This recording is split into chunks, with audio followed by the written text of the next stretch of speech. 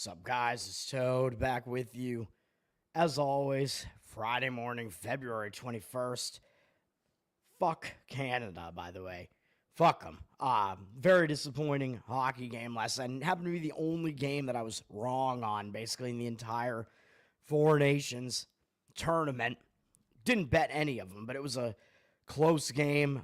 Definitely frustrating. U.S. up 2-1 in the second period. They give up the tying goal, of course, to Sam Bennett, who I already hate because he's on Florida.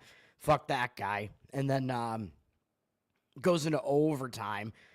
And, of course, the U.S., I almost wanted to say the Bruins. I mean, it was in Boston. I didn't go, by the way. It was just like the tickets, like for the nosebleeds, you were looking at like $1,100, $1,200. I'm like, I don't think I want to do it. Like maybe if I'm getting like one of the best seats in the house, that would be like the top that I would probably look to pay for that. So I was not there.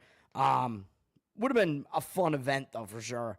But yeah, the U.S. played really well in overtime. And then, of course, Jordan Binnington looked like his former self and not what he's looked like this season, just making ridiculous saves where it was like the U.S. was in the attacking zone for most of the beginning of overtime, had multiple different chances to get that win there.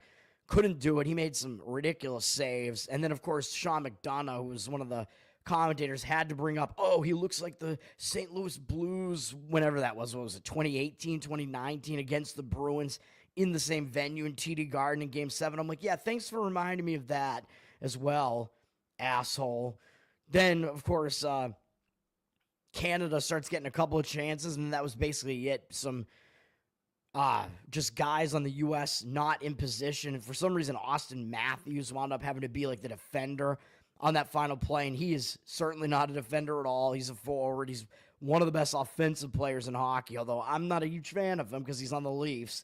But he he was representing the U.S. last night, man. And it was just guys were just out of position. Gave Connor McDavid, because of course it's him, the dirtiest player in the NHL, basically, just a wide open look at the net, and he got it to win the game. Pisses me off. So fuck all that. And the Canadian anthem, by the way, I will point out, whoever that chick was, that singer, she like changed the words of the anthem to make it all political. And that wasn't even the worst part of it. The worst part of it was that she was a horrific singer, just like legitimately. She was just going flat on like all the notes that were at the end of each like line. I'm like, this is crazy. Like this chick cannot sing at all. Like, how does she even get this job? It made no sense. And then at least the U.S. Anthem, the Star Spangled Banner, was at least some like opera singer. So that was like typical of what you would get at like the TD Garden. They usually have I forget what the guy's name is now. They have some like morbidly obese guy who's really a good opera singer doing the anthem now after Rene Rancourt stepped down from the job. He was the Garden. He was the staple of the Garden basically back up until really recently. But anyway, yeah, that chick that did the Canadian anthem, she was terrible. But there was a lot better news last night, which is that I went 4-1. I'm on a 7-1 run now, and I'm on a 6-0 college basketball run, which hopefully can continue into the huge slate tomorrow. I mean, tomorrow's going to be huge. But we got one play tonight in each college basketball and NBA, the two sports that are going on. I am wearing my Celtics hat, which if I have one loss on any given night, I'm happy for it to be the Celtics, okay? I'm happy for it to be when I go against the Celtics, I should say. As the Celtics, they've been surprising me, man, with some of these performances, both before the All-Star break and now coming out of the All-Star break, as they seem like they're starting to turn it on at the right time, I guess. I mean, maybe they're going to still have some lapses in there, but that was a good performance from them last night at Philadelphia, man. And maybe it was because Philadelphia did have their best starters back. Maybe it was because of how Philadelphia played against them the last time, but I was surprised. It was a blowout win for the Celtics. But all of my other plays hit. College basketball maybe finally starting to turn it around. We're above even on the year, obviously. I'm winning on the year right now.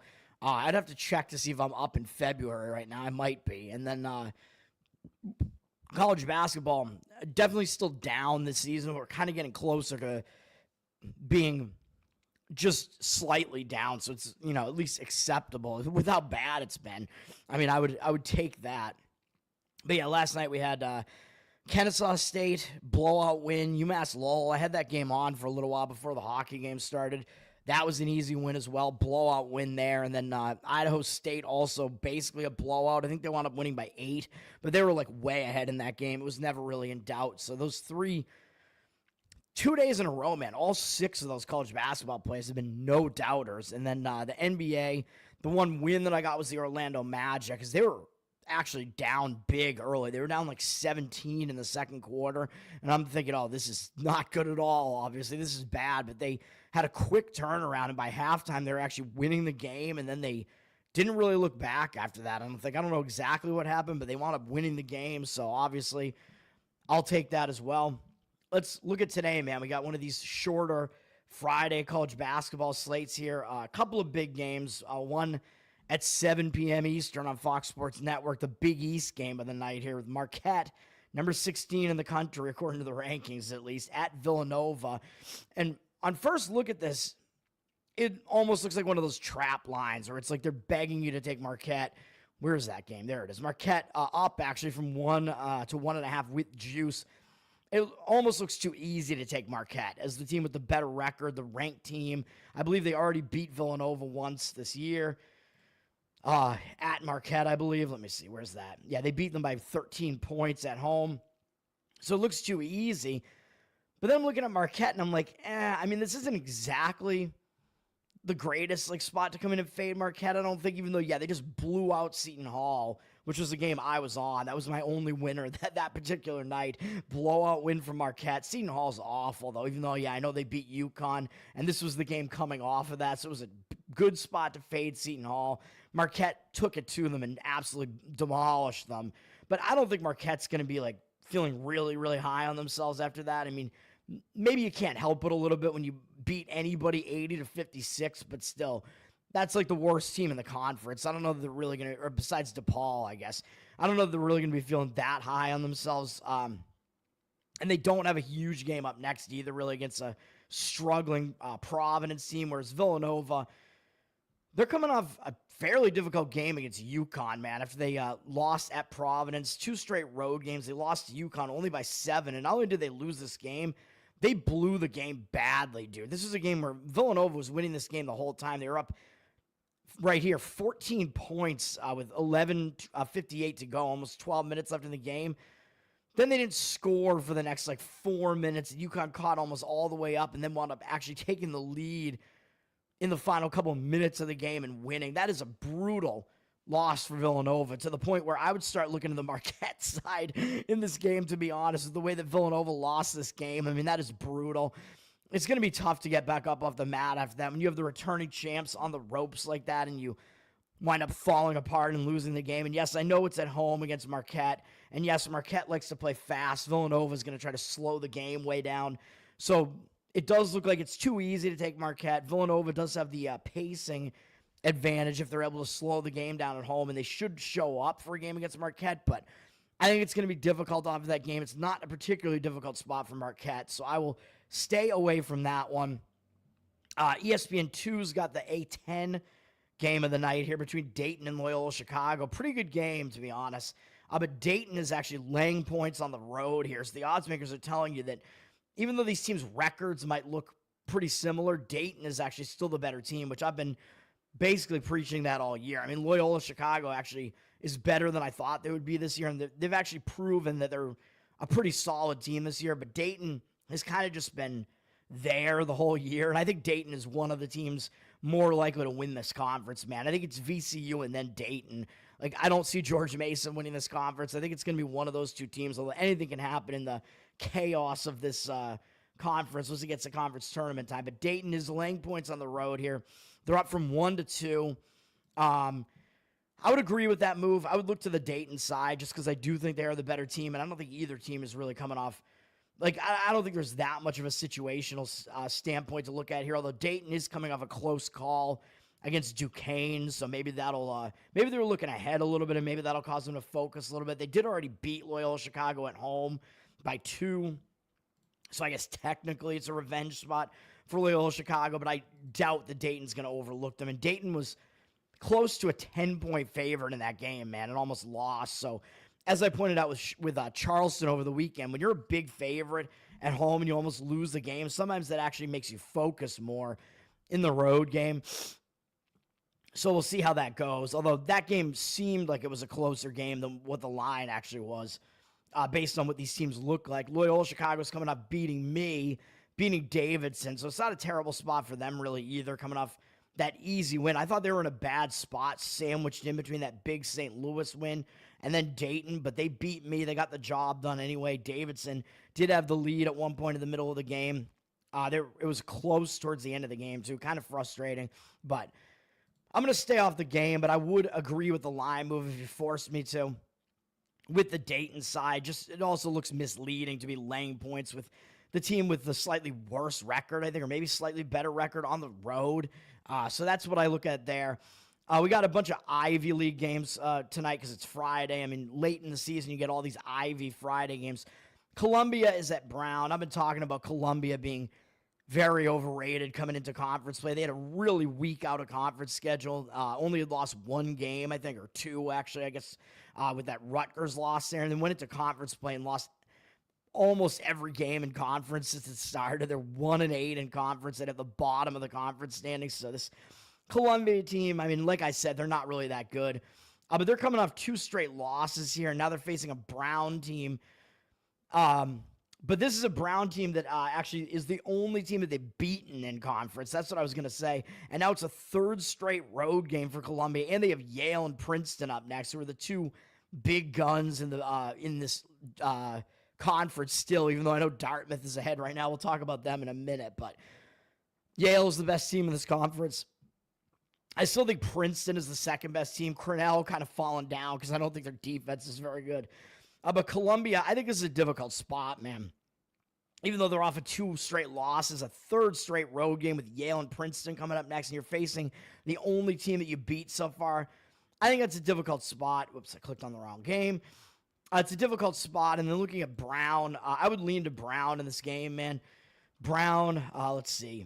They're coming off a couple of wins. They beat Princeton, which you'd think they would have suffered a letdown off of that, and they did not at all. They beat Penn, so that might, carry their momentum forward into this game, if anything, really. And it's a revenge spot for them. They got the revenge on Princeton already. Now they're going to look for revenge against Columbia here. My guess is that they get it. I would lean to laying the points with Brown in this one. It's not a play for me. Brown is, let me see, where are they at?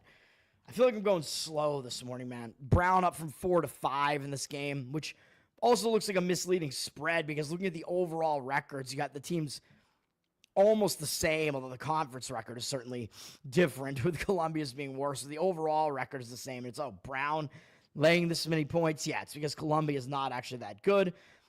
Yale, these Ivy League games have interesting situations today, man. Yale just beat Princeton, and they not only beat them, but they crushed them.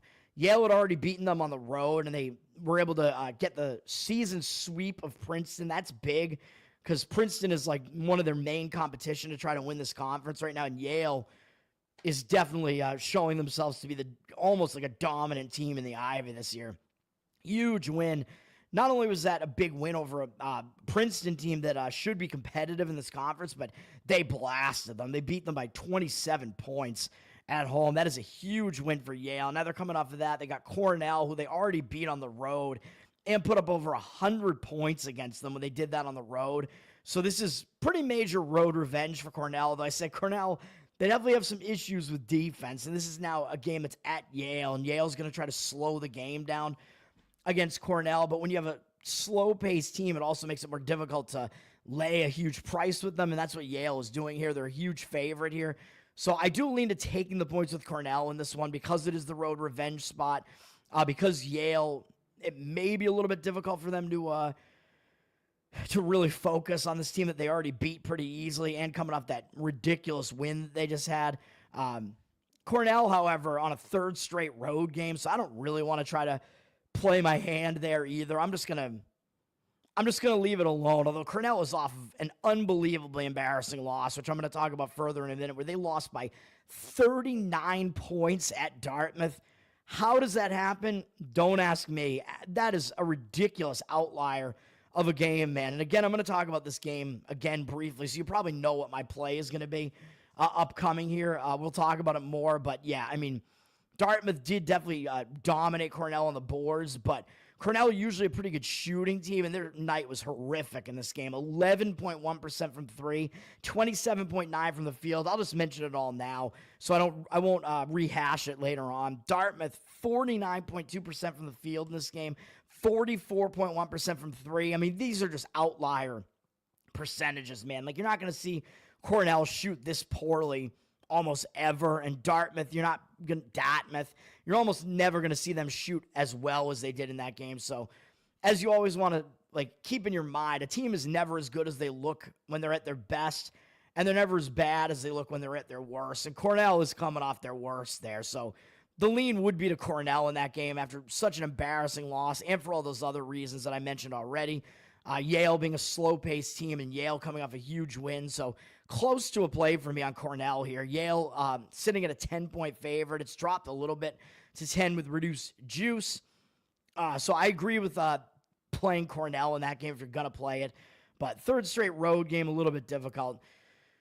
And let's talk about my play. I'll skip Harvard and Princeton, I guess. I mean, that game's kind of whatever.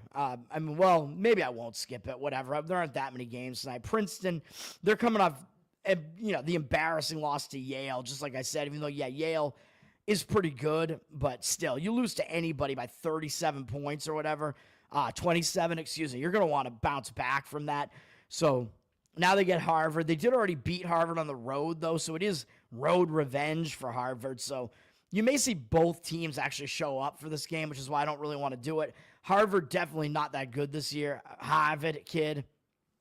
Princeton is up from an 8.5-point favorite to a 9-point favorite with juice. So Princeton, not as bad as they looked in that last game. And Harvard, definitely not that great this year. 2 of their conference wins are against Columbia already. So that's not that impressive. And they're coming off of one of those and now going out on the road, where on the road in conference play, their only win was that Columbia game. They are, what are they? 1-3? No, 2-3. Excuse me. They did beat Brown on the road as well. Never mind. But 2-3 on the road in conference play, which actually isn't that terrible, but both teams should be focused, but Princeton could be ultra-focused, even though you get up for that game against Yale. If you get blown out to that extent, you might be refocused coming into that next game, man. Stacks, what's up, man? Thanks for hanging out. All right, next up is my actual play that I have, which is also in the Ivy, and that is Pennsylvania +1. This is a game where, again, it looks way too easy to take Dartmouth there. And Penn has flipped from a 1-point dog up to a pick'em, so they're a favorite at some books right now as well. I've seen them as a 1-point favorite at some outlets. They were a +1.5 at some places earlier, but +1 I think is the best you can get right now. And this is a game where, why would you do this? You got Dartmouth, who's 6-3 in conference. They're actually sitting in second place in the Ivy. They're above 500. And you look at Penn's record, and it's really? This is what you want to do? You want to play Penn here? The line is basically pick the winner. If the public looks at this game, they're only going to want to go one way with this, and that is to play Dartmouth. And as you know, I don't agree with that. Dartmouth, as I already mentioned, they're coming off that ridiculous outlier game, which I just mentioned with those outlier shooting percentages, where Dartmouth had a ridiculous shooting night against Cornell, and Cornell couldn't hit anything in that game, which is absolutely ridiculous. Coming off a game, they just beat Cornell, 88-49, just unbelievably embarrassing for Cornell, and Dartmouth has got to be feeling pretty high on themselves, man. They've won 4 games in a row, but again, 2 of the prior 3 were against Columbia, and 1 was against Harvard, and the last 3 were all at home. Now they're going on the road to face Penn, and yes, they already beat Penn at home by 3, but the odds makers are telling you that Penn isn't that much worse than Dartmouth at the very least, even though the record is awful. Dartmouth, they're a little bit better this year than we're used to them being, but still, I don't like the spot for them coming off that ridiculous just smashing of Cornell. And who do they have up next? Oh, yeah, after they play Penn, who they already beat and who's sitting down towards the bottom of the conference here. Yeah, after this, they got Princeton and Yale. So those are 2 huge games coming up after this against basically the top 2 teams in the conference. Those are huge games. I think that makes this a sandwich spot, and it's revenge for Penn, and it's a misleading line. I'm going to grab Penn here. Penn has lost 5 games in a row, so you have 2 teams going in opposite directions, but looking at those games, they lost. 2 of them were to Yale, one of them on the road by 1 point. So they actually played pretty competitively on the road against Yale, and they lost to Princeton very competitively as well at home, and at Brown, and at home against Brown as well. So coming off of all that, I think they're actually maybe stepping down in class a little bit to face Dartmouth here. I'm not even sure that Brown is actually worse than Dartmouth is. I don't know. I think Dartmouth is overperforming right now. So I like Penn in this game, man. They're going to be looking for a win here. They already lost once to Dartmouth, like I said. So for all those reasons, yeah, I will take Penn. And Penn, again, I think they're a little bit better than what you think they are right now.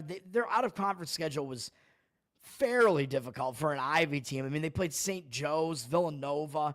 They actually beat Maine, who's pretty good in the American East. They played VCU, George Mason, Penn State. So comparing that to what Dartmouth faced, I'm pretty sure Dartmouth's schedule was weaker than that. Dartmouth, yeah, I mean, who did they play? They beat BC, okay. They lost to UMass Lowell's, pretty good in the Big East, fine. They lost to Notre Dame. I mean, Notre Dame's definitely not very good. So, yeah, they definitely had a weaker schedule. They did absolutely annihilate Vermont, which is kind of a weird outlier performance. Although Vermont is down a bit this year. So, yeah, Dartmouth definitely has not played the more difficult schedule. Ken Baum, I'm assuming, will confirm that. Yeah, they have faced the 294th strongest schedule. Dartmouth is a slow-paced team at 266 in the country. Or, no, they're a fast-paced team, excuse me, at 34th.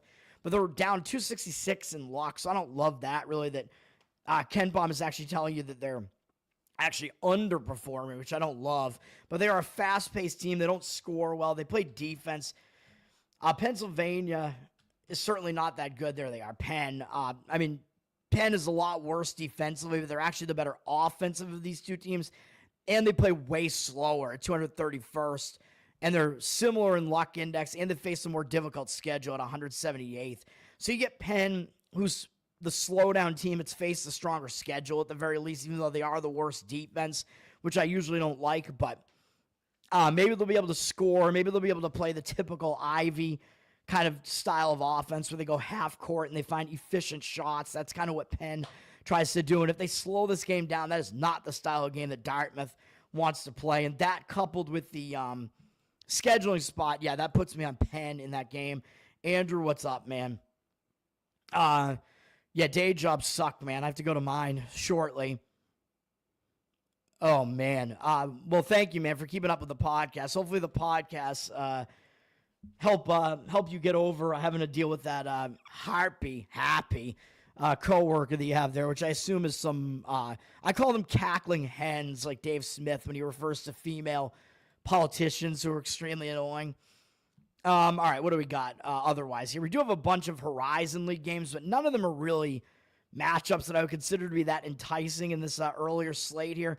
I will say, I think Robert Morris is in a bad spot, though. Robert Morris, they're coming off two big wins against Cleveland State on the road and IPFW, who are two of the top teams in this conference. Robert Morris beating both of them, and then now they got Green Bay, who's the worst team in this conference, and they already beat them by 22 points on the road. And up next, they got Milwaukee, which is Robert Morris's final home game, and it's against one of the best teams in this conference as well, against Milwaukee, who I think could potentially win this conference, and I think they're flying under the radar right now. I think Milwaukee and IPFW are actually the best teams in this conference. This conference, it's probably going to be one of those conference tournaments where there is chaos, and you never really know who's going to come out of it and make the tournament. But Robert Morris, I think that puts them in a bad spot here. It's a sandwich spot. It's road revenge for Green Bay. But Green Bay, I mean, this is a very, very bad Green Bay team. They literally just got their first win in conference play after they were 0-15 in conference play. They actually won against Wright State. So in a way, that might actually help them, because when you're just playing and you can't get a win, you have no wins in conference. When you finally get that win, yeah, it's a big deal that you finally get that win. But, I mean, in a case like that, they had lost 19 straight games, I think. Or actually, no, they lost 21 straight games, I think.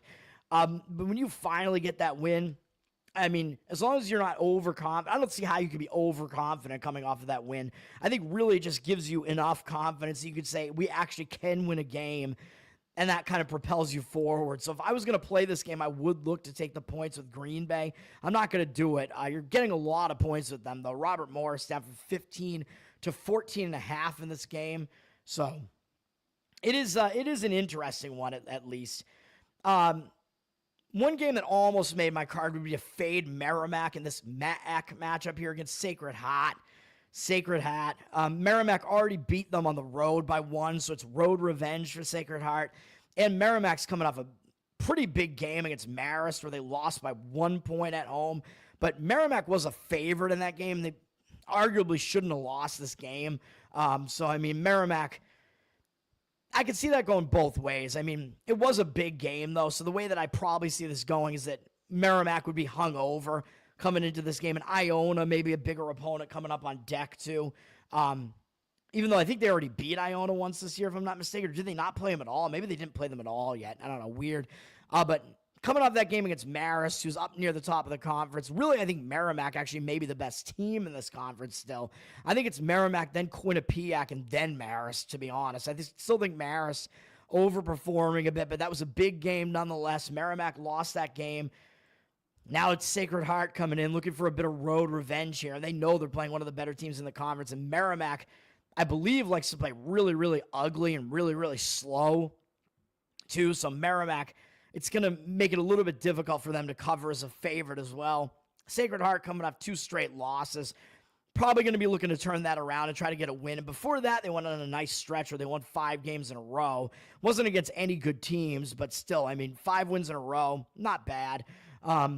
So they're going to be trying to bounce back from a couple of losses that were fairly competitive performances from Sacred Heart. So they really have not gotten absolutely blown out in any of these recent games. Merrimack down from 6.5 to 6.5 with reduced juice. So I would take the points with Sacred Heart if I was going to play that game. Then we got the big game. We have one ranked matchup, and it's in the Big Ten tonight, and it is the Battle of Michigan with number 14 Michigan State, number 12 Michigan. I don't have a good read on this game, man. I'm not going to play this game, but you know both teams are going to try to bring their best performance in this game, man. This is a big, meaningful game for both teams. Michigan sitting at a 3-point favorite. It's actually gone down a little bit to 3 with reduced juice, so the odds makers are telling you, even though Michigan's the higher-ranked team, and I've been saying that I thought they were flying under the radar for a lot of the year, but now I actually think that Michigan's a little bit overrated at this point now, sitting like basically atop the Big Ten, I think is where they are right now. And Michigan State, I think, maybe a little bit underrated, as the odds makers are telling you Michigan State is actually the slightly better team, and Ken Baum agrees with that.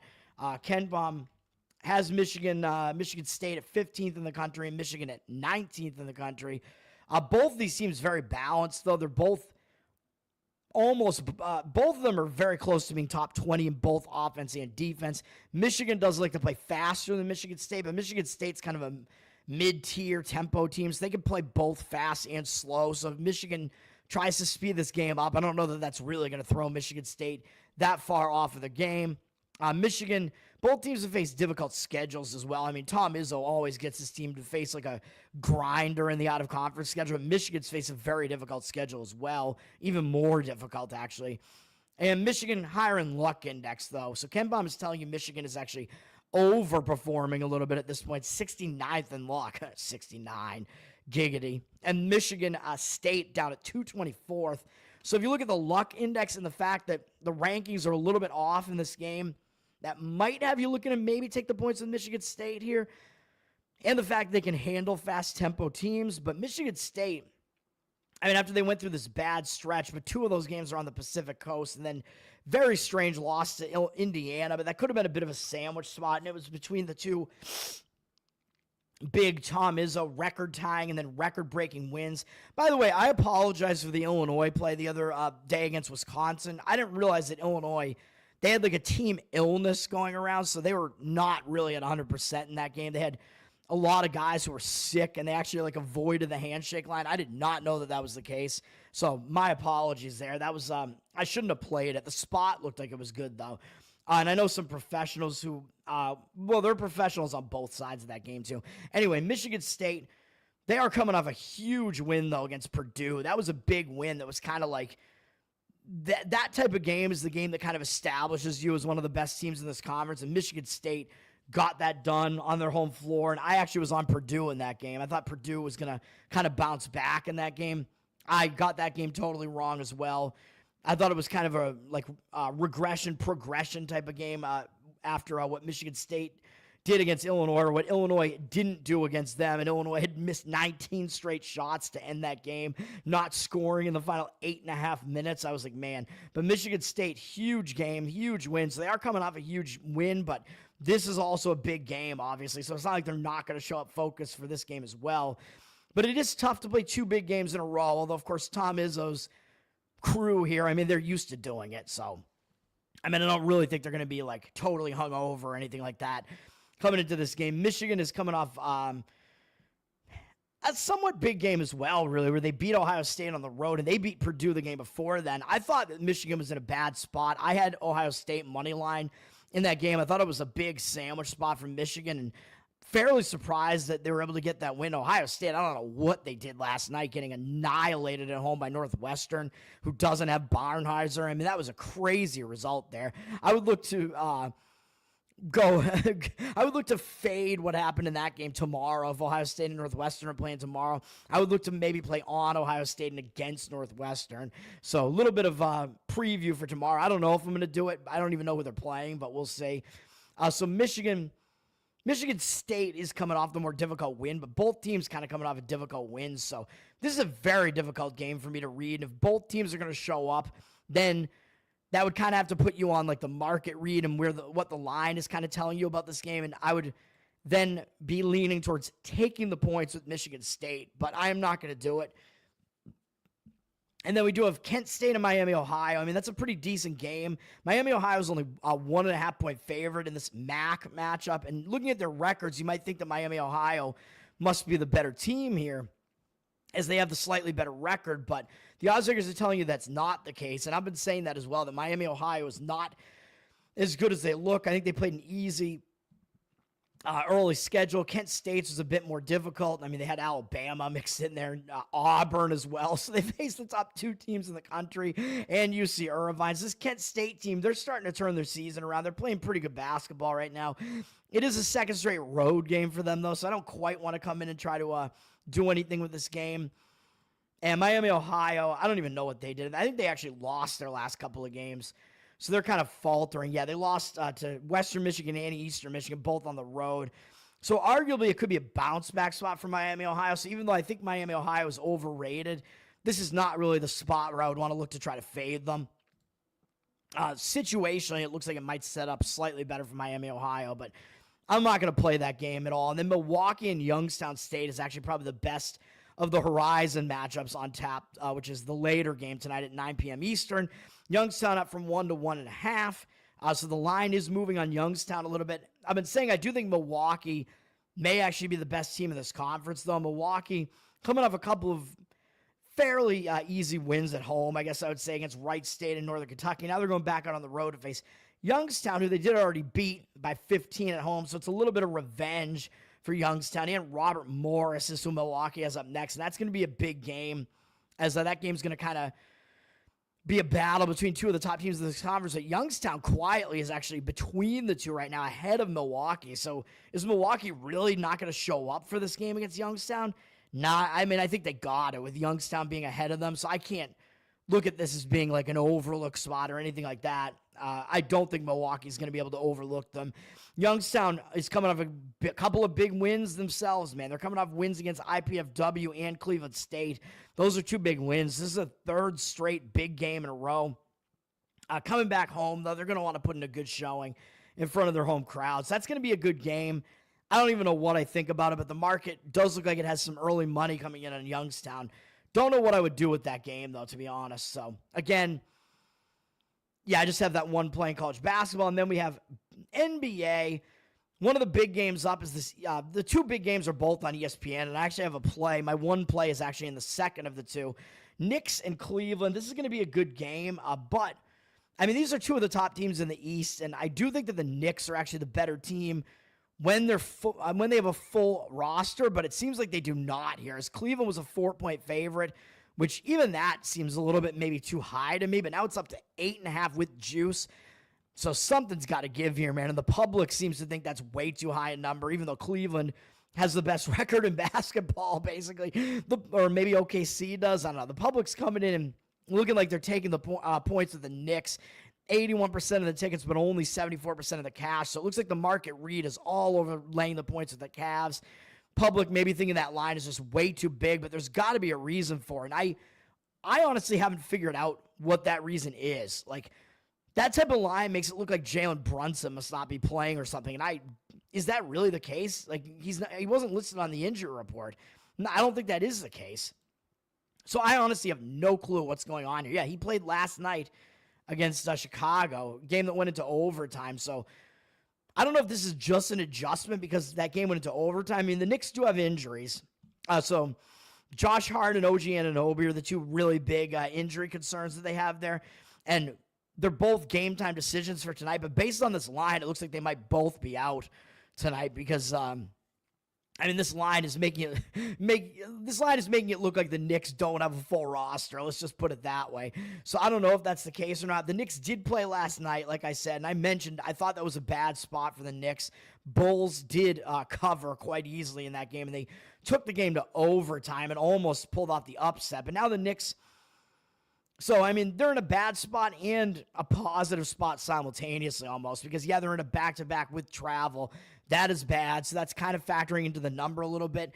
But coming off a game where they almost lost as a double-digit home favorite to Chicago, in a way that's got to refocus you a little bit. And I was saying they went into the All-Star break with a couple of wins in a row. They had Cleveland on deck, so I thought that was a bad spot against Chicago. They may actually turn around and put in a better effort this time. And Cleveland also played last night, though, so I don't know how that could really be affecting the number that much when both of these teams have travel. They're both traveling from New York to Cleveland here, so I don't really understand.